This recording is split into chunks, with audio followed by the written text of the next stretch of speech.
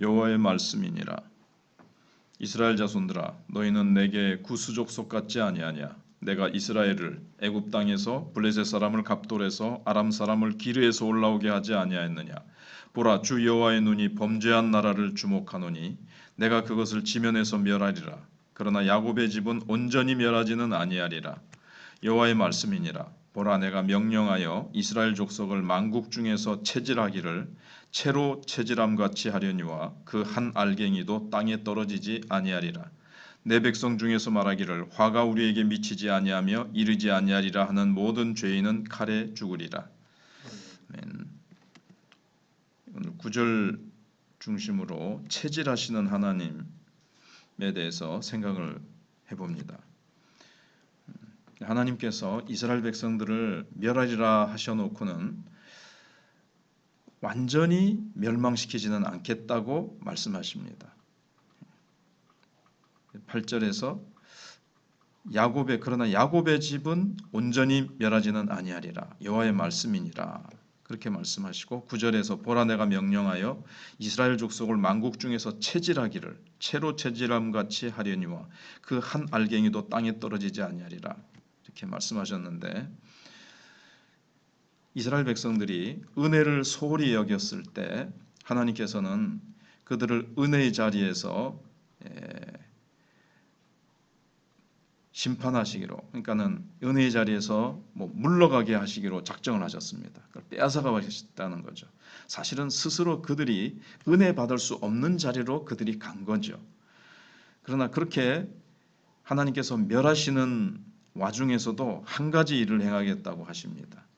그것은 바로 이제 체질입니다. 하나님께서는 다 버리시는 것이 아니라 알갱이는 걸러내겠다고 하셨습니다. 누가 알갱이입니까? 하나님께서 내리시는 환난 가운데 교만을 버리고 겸손하게 돌아오는 사람들입니다. 하나님께서는 그 알갱이들을 절대로 놓치지 않겠다고 말씀하십니다. 곡식을 채질하면 쭉정이와 먼지는 바람에 날아가고 알곡만 남습니다. 그래서 이스라엘 백성들은 전부 쭉정이 같았죠. 그러나 하나님께서는 그 중에 참으로 회개하고 돌아올 자들이 있다는 것을 알고 계셨습니다. 사실은 다 멸해버리시면 하나님의 언약이 이루어질 수가 없습니다. 이스라엘 백성들 가운데 메시아가 오셔야 되고 하나님께서 이루시겠다고 하신 아브라함에게 약속하신 것이 있거든요. 네 자손으로 말미암아 천하 만민이 복을 받고, 예수 그리스도께서 오셔서 열방에 복음이 증거되어지고 택한 백성들이 돌아오는 그런 역사가 있어야 되기 때문에 하나님은 언약에 신실하시기 때문에 다 멸하시지 않으세요. 항상 남은 자를 두십니다. 남은 자. 노아 홍수 때도 노아 8가족을 남겨두시고, 아무리 하나님이 심판을 하시는 가운데서도 이렇게 남겨두십니다. 남은 자 사상이라 그러죠. 근데 그 남은 자는 정말 다른 사람들보다 그럴 만한 자격이 있고 신앙이 신실하고 회개했기 때문에 그런가? 그런데 회개하게 하시는 마음도 주시고 신실한 신앙도 하나님이 주시고 하나님이 붙들어 주셔서 그렇게 남겨지게 되는 겁니다. 그래서 일단 체질하는 것을 생각해 보면 환난의 바람을 보내시면 쭉정이는 날아가고 알곡 같은 사람들만 남습니다. 불이 금을 순수하게 연단하는 것처럼 시련은 신앙을 순수하게 연단합니다. 하나님께서 구원하기로 작정한 사람은 시련 가운데 더 순수해지고 시련 가운데 더 아름다워집니다. 택함 받은 백성은 어려움이 올 때 자기 죄를 버리고 울며 하나님께 돌아오게 되어 있습니다. 그래서 하나님은 이 부분에서 절대 실수하지 않으십니다. 그러니까 알곡과 쭉정이를 다 같이 그냥 한목에 다 하나님께서 멸해버리시는 실수는 안 하신다는 거죠. 세례 요한이 예수님에 대해 증거한 것도 손에 키를 들고 자기의 타작마당을 정하게 하사 알곡은 모아 곳간에 들이고 쭉정이는 꺼지지 않는 불에 태우시리라. 마태복음 3장 10절에 그렇게 말씀하시는데, 이스라엘 백성이 다 알곡은 아니라는 것을 세례 요한은 알고 있었습니다. 그들 가운데 알곡도 있고 쭉정이도 있었다는 거죠. 그래서 그리스도는 이 두 부류를 정확하게 구별하시는 분이십니다. 하나님께서 사람들을 부르실 때 꼭 구원받을 숫자만큼만 부르시지 않습니다. 훨씬 더 많은 사람들을 부르시죠. 누구든지 나오는 자를 내쫓지 아니하시는 하나님의 관대하심 때문에 그렇기도 하고, 가능한 한 모든 사람이 멸망하지 않고 구원에 이르기를 바라시기 때문에 하나님께서 누구나 오라, 누구나 오라. 누구나 다 오지만 온 사람들이 다 구원받습니까? 그렇지는 않습니다. 온 사람들 중에 하나님 앞에서, 그 복음 앞에서 겸손을 버리지 않는 사람이죠. 겸손히 주님의 가난하고 사모하는 심령으로 주님을 바라보는 자, 그 사람을 하나님께서는 이제 구원하십니다. 그리고 내가 이스라엘 백성들이 애굽의 종되었다는 사실을 늘 기억하고 은혜 받은 것만 해도 감사하며 살아야 된다는 걸 어제 생각해 본 대로, 우리는 신약 시대를 산 우리는 애굽의 종은 아니었지만 그건 이제 상징하는 거잖아요. 죄와 사망과 이 바로 사탄의 우리가 종노릇했던 자였다는 사실을 한평생 잊지 않고, 그 죄와 사망 가운데 영원한 심판받을 수밖에 없었는데 예수 그리스도께서 십자가에 달리시고 부활하신 그 은혜로 내가 구원받았다는 것, 그걸 가장 크게 생각하면서 비록 다른 것들이 없을지라도 불평하지 않는 사람, 늘 감사하며 사는 사람, 하박국처럼 그런 사람들이 이제 알곡인 겁니다. 하나님은 그런 알곡을 남겨두세요.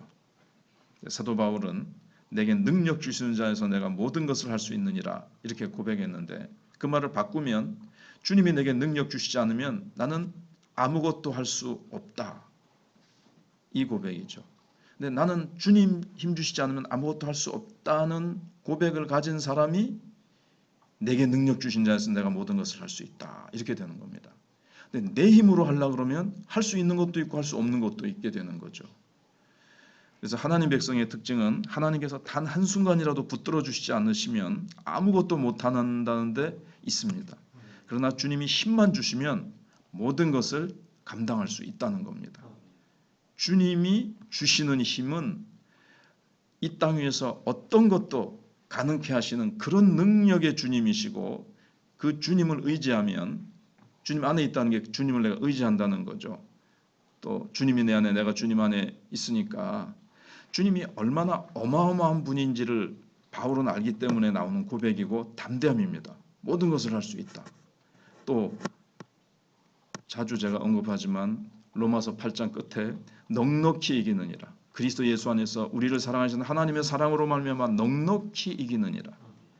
안 되는 걸 억지로 버튼이라고 막 팔에 막 힘주느라고 부들부들 떠는 게 아닙니다.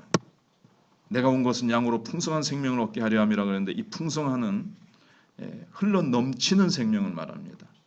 그냥 뭐 반쯤 차가지고 그런 게 아니고 막 흘러서 넘치는 것. 그래서 그 배에서 생수의 강이 흐른다고 했지 찔끔찔끔 흐른다 그러지 않으셨습니다. 그러니까 주님을 좀 인색하고 뭐 절반만 채워주는 무능한 분으로 믿는 것이 아니라, 이게 우리의 삶이 이제 왜 그러냐면, 이제 율법적으로 살면 내가 어떤 율법을 지켜 행함으로 자꾸 내가 인정받고 의로워지려고 하는 삶으로 우리가 자꾸 돌아가기가 쉬워요. 갈라디아서에 있는 것처럼 성령으로 시작했다가 육체로 마치겠느냐, 그리고 율법으로 의로워지려고 하는 너희는 은혜에서 떨어진 자요 그리스도에서 떨어진 자로다. 그렇게 되기가 참 갈라디아 교회처럼 되기가 쉽습니다. 우리는 늘 복음 위에 서서 살아가야 되죠. 예수께서 내가 다 이루었다, 주님이 다 이루신. 그래서 전에 그런 우리 선배들이 예수 공로 의지하여, 원래는 예수 이름으로 기도했는데 예수님의 공로 의지하여 기도합니다. 종종 그렇게 기도하시는 분도 있는데, 항상 근데 또 물론 말만 예수 공로 의지한다 해놓고 또 삶은 또 자기 힘으로 살아가는 라고 늘 또 실패하고 늘 힘없이 살아가는 것도 많이 봤습니다만은, 아무튼 예수 공로 의지하여 다 이루어 놓으신 그 위에 서서 기도하고, 예수께서 다 이루어 놓으신 완벽한 복음 위에서 기도하고 복음 위에서 봉사하고 복음 위에서 전도할 때 이게 이제 복음에 우리에게 막 힘을 공급해 주거든요. 근데 복음은 자꾸 내가 희미해지고 내 힘으로 자꾸 이게 뭔가를 해보려고 할 때 뭐 좀 되는 것 같기도 하지만 또 잘 안 될 때는 또 실망하고 그런 것들을 이제 봅니다. 그러니까 신앙이 자꾸 굴곡이 생기는 거죠. 근데 완벽하신 게 주님이 이루어 놓으신 복음 위에서 선지자와 사도들의 터 위에 우리는 세워졌다 했는데 다 이루어 놓으신 이 하나님의 말씀 위에서 복음 위에서 우리가 이제 살아갈 때에 우리가 이제 능력 있게 살아가게 되어지고 신약 시대를 이제 생각을 해보면 이제 조금 전에는 구약 시대죠. 뭐 구약 시대 때도 예수를 바라보는 자들은 예수 때문에 이제 구원받는 건데 신약 시대는 하나님께서 그 택한 백성들에게 성령을 보내셔서 우리는 알곡이 되게 하셨습니다. 하나님께서는 예수님을 우리가 모셔드리고 그리스도 예수의 겸손한 마음을 품고 살게 하셨습니다. 우리에게도 체질을 하시긴 하시는데 연단시키시는 거죠. 그러니까 알곡과 쭉정이를 갈라내는 그런 체질보다는 우리는 이미 성령 받고 알곡이 되었고 그래서 그리스도 예수의 사람들은 그 정과 욕심을 십자가에 이미 못 박았다 이렇게 되어 있습니다. 예수와 함께 세례받고 예수와 함께 죽고 예수님과 함께 살아났기 때문에 우리는 다 알곡들이고 우리 속에 옛날의 욕심과 정은 예수님과 함께 십자가에 못 박혔기 때문에 우리는 주님 없이는 아무것도 할 수 없는 줄 알고 성령을 좇아서 살아가도록 하셨습니다. 그래서 택함 받은 백성은 아무튼 어려움이 올수록 더 겸손해지고 더 주님을 사랑합니다. 로마서 5장 3, 4절에 다만 이뿐 아니라 우리가 환난 중에도 즐거워하나니 이는 환난은 인내를 인내는 연단을 연단은 소망을 이루는 줄 알미로다. 그래서 구약 시대는 내일 생각해 보려고 하는데 그 아모스 9장 그 10절에 보면 끝까지 회개하지 않는 백성들이 있습니다. 이들이 이제 쭉정이죠. 그래서 끝까지 회개하지 않는 자는 멸망하고 체질을 해서 알곡은 남겨두신다. 이게 이제 남은 자죠. 이제 이 남은 자들은 환란이 올 때 어떻게 하느냐? 환란 중에도 즐거워하고 그런데 그 환란은 인내를 만들어내고 인내는 연단은 소망을 이루어내는 줄 압니다. 구약시대 때 하박국 선지자 같은 사람이 알곡이라고 할 수 있죠. 환란이 온다는 소식을 듣는데도 없을지라도 내가 구원을 주시는 여호와 하나님 한 분만으로 기뻐하고 감사한다. 이게 이제 알곡의 신앙입니다. 그리고 고난은 우리의 신앙을 우리가 경험해 보지만 정련하지요. 방금 로마서 5장 3, 4절 말씀처럼 불로 금을 정련하면 온갖 불순물이 빠져나와서 순수한 금만 남는 것처럼 그리스도인들에게 고난이 닥치면 우리 속에 있는 불순물들이 다 우리가 완벽하지 않잖아요. 불순물들이 또 빠져나오고 또 빠져나오고. 그런데 한 번만의 고난을 일생 동안 한 번만 당하는 것이 아니라 야고보서 1장 1절에 있는 대로 너희가 여러 가지 2절에 있는 대로 너희가 여러 가지 시험을 만나거든 온전히 기쁘게 여기라. 이는 너희 믿음의 시련이 너희를 온전케 하시려 함이라.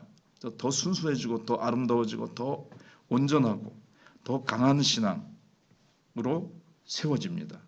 그래서 이것이 오늘날 하나님께서 자기 백성을 지키시고 붙드시고 강화시키시고 성숙시키시는 방법입니다. 더 하나님이 연단하셔서 더 정금 같은 그릇으로 만드셔서 하나님이 쓰시기 위해서 우리 신약시대 때는 그렇게 하나님께서 우리를 연단하시고 또 때로는 이 환난 중에서 교회가 너무 쭉정이가 많을 때 너무 신앙이 침체되었을 때 하나님께서 한 번씩 환난을 보내셔서 교회를 정화시키기도 하십니다. 중국 같은 경우에 선교사들을 다 쫓아내고 핍박하는데 핍박 가운데 고생 많으셨죠 하고 그 이제 고난이 잠깐 멈췄을 때 선교사들이 들어가서 위로하니까 우리는 고난을 받은 것이 아니고 정결함을 받았습니다. 그렇게 대답을 하더랍니다.